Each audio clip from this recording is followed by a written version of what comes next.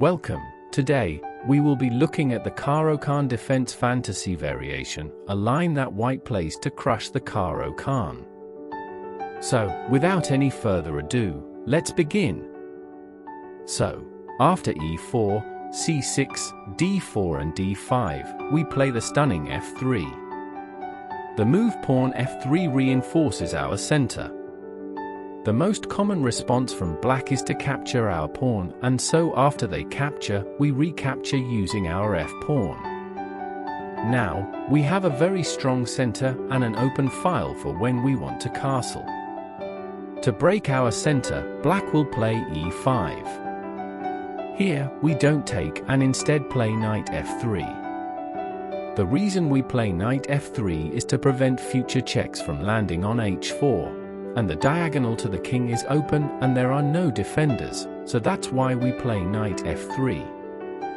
Black will most probably take on our pawn, but we continue with our defending, for example, bishop c4. Black will most probably develop their knight, and after that, we will castle. Black may be tempted to play bishop c5 as it x-rays our king, but we don't care. We play knight g5, hitting the f7 square. Black will castle to defend it, but we will still take with the knight.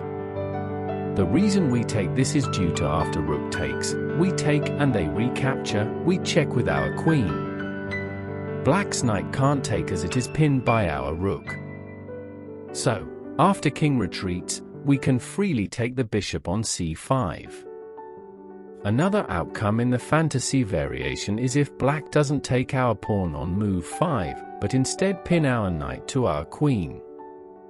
We ignore the threat and play bishop c4, keeping an eye on the f7 square. The only good move black can play here is knight d7, protecting the e5 square.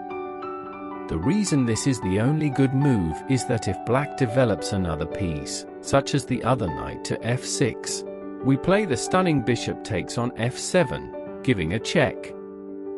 Black will take our bishop and we take the pawn on e5, and once again giving a check.